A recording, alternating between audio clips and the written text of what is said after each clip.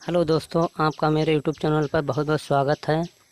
किसी का पिता कितना भी दुराचारी क्यों ना हो, वह कितना भी खराब क्यों ना हो, उसका चाहे पूरा संसार परित्याग कर चुका हो, उसको चाहे कोई पूरी दुनिया पूरा संसार बुराई करता हो, लेकिन एक पिता अपने पुत्र की तरह भगवान तुल्य होता है। उसे उसका अदब करना चाहिए, क्योंकि पिता एक ऐसी दीपक है जो स्वयं जलकर दूसरे को रोशनी देता है। जिस प्रकार एक दीपक स्वयं जलकर दूसरे को रोशनी देता है, लेकिन उसके नीचे स्वयं रोशनी नहीं होता है, उसी प्रकार पिता भी अपने जीवन को त्याग कर, अपने जीवन को मेहनत करके अपने पिता को एक मुकाम देता है जो कि वो आगे निकल जाए। पे कोई भी पिता ये नहीं चाहता है कि मैं गलत हूँ तो मेरी औलाद भी गलत हो। पिता हमेशा यही सोचता है कि मैंने जो कार्य नहीं कर पाया है, मैंने जो कार्य नहीं किया, वह कार्य मेरा पुत्र करे।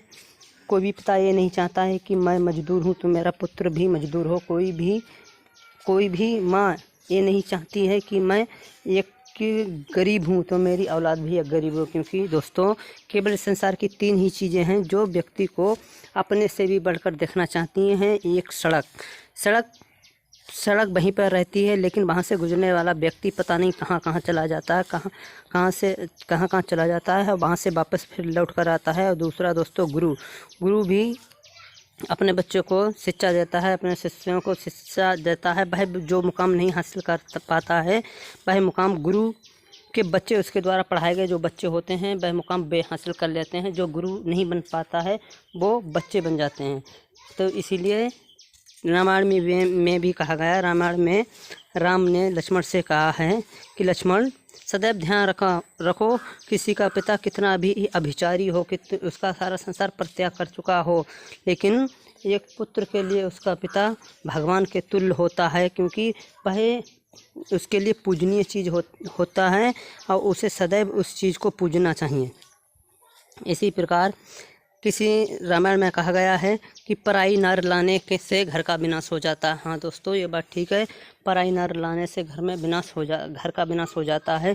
जिस प्रकार महाभारत, रामायण, जितने भी वेद पुराण हमने सुने या आप लोगों ने भी सुने हैं, इन सभी चीज़ का विनाश का कारण केवल एक नारी है। नारी एक ऐसी चीज़ है, नारी के द्वारा बहुत से घरों का विनाश हो गया है। और दोस्तों, जिस घर में स्त्री का जन्म नहीं हुआ है, जिस घर में स्त्री नहीं है, तो वह घर नहीं है, शमशान घाट है।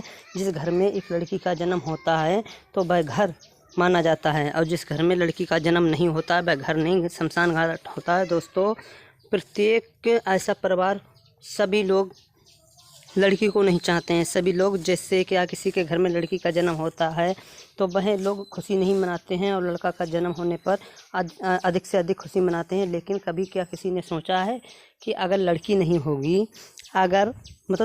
होगी तो हमें बहू कहाँ से मिलेगी, माता कहाँ से मिलेगी, बहन कहाँ से मिलेगी और पत्नी कहाँ से मिलेगी।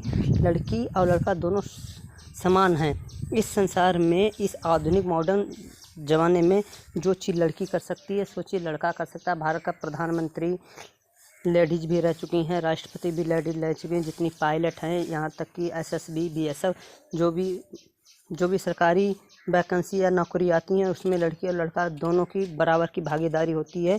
तो हम लड़की को क्यों नहीं इतना मूल्य देते हैं, लड़के को ही क्यों इतना मूल्य देते हैं। इस संसार में शोक करने मात्र की कोई भी चीज़ नहीं है। क्योंकि क्या लेके हम आए हैं और क्या लेके जाएंगे, क्या हमने खोया है और क्या हम पाएंगे। संसार में ना हम कुछ लेके आए हैं ना कुछ लेके जाएंगे। जो जिसका है वो उसका ही रहेगा। दिन भर हम मेहनत करेंगे, शाम को सो जाएंगे, यहाँ से ना कुछ लेके जाएंगे ना लेके आएंगे। फिर अफसोस करने की क्या बात है। क्योंकि आत्मा अजय और अमर है, इसे अस्त्रों द्वारा काटा नहीं जा सकता, पानी द्वारा भिगोया नहीं जा सकता, आग के द्वारा जलाया नहीं जा सकता। तो इसमें शोक करने की बात ही क्या है। पता नहीं कितनी बार हम किसी के पिता रहे होंगे, कितनी बार कोई हमारा पुत्र रहा होगा। ये मोह माया सब कुछ यहाँ पे एक ढोंग है, एक हाई वोल्टेज का ड्रामा है। जो क्या है, माया अपने आप को अपनी ओर खींचती रहती है। संसार में ना हम कुछ लेके आए हैं ना कुछ लेके जाएंगे। ये सारा संसार जो माया का अखाड़ा है, दिन रात मेहनत करके जोड़ते रहते हैं। क्या आपने सोचा कि यह कोई भी चीज़ कोई कहीं लेके जाएगा? नहीं दोस्तों, ये सभी चीज़ यहीं पड़ी रह जाएगी। यहाँ पे कोई किसी का नहीं है। एक बार समझो और सोचो, कितनी अजीब बात है। एक व्यक्ति 70-80 साल तक जीवित रहता है, घर में रहता है, तब उसका मान सम्मान होता है। उसके सभी नातेदार, रिश्तेदार, माँ बाप, भाई बहन इत्यादि नातेदार होते हैं। लेकिन जब मरने के बाद एक लाश को, एक बॉडी को हम 3 से 4 घंटे, यहाँ तक है 5 घंटे नहीं रख पाते हैं। पता नहीं क्या है उस बॉडी को। जैसे क्या है, अगर आप अभी आपको ज्ञात होगा कि यहाँ आप 10 साल जिए हो तो कहीं पे लेट जाओ, आपको कोई भी चीज़ नहीं खाएगी। मतलब क्या है, कौवा है, चीलें नहीं खाएगी। लेकिन क्या है, जब आपकी बॉडी से जान निकल जाती है तो आपको 1 मिनट के अंदर ही कौवे, चील सब चीज़ें खाने लगती हैं। और वो माया कि वो मेरा पुत्र है, वो मेरी माँ है, बहन है, पत्नी है, ये सब मोहमाया यहीं की यहीं पर रह जाती है। अगर आपके शरीर से जान निकल जाए तो फिर क्या, 10 मिनट के बाद, 10 घंटे के बाद, 2-3 घंटे के बाद ही आपको वहाँ पर जला दिया जाता है और वहीं से मोहमाया सभी समाप्त हो जाती है। दोस्तों, इसलिए जिस ईश्वर ने जन्म दिया है, जिसने हमें पैदा किया है, जिस ईश्वर ने हमें इस लायक बनाया है, उस ईश्वर का हम नाम लें।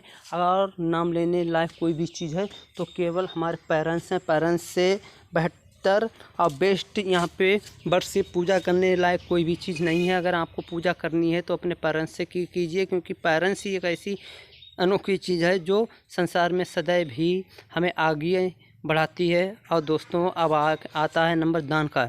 अगर किसी को भी किसी प्रकार का दान करना है, अपनी इनकम का, कहा गया है कि अपनी इनकम का 10% हमेशा दान करना चाहिए। लेकिन दोस्तों, दान भी उसी लोगों को करना चाहिए जो उस लायक हैं।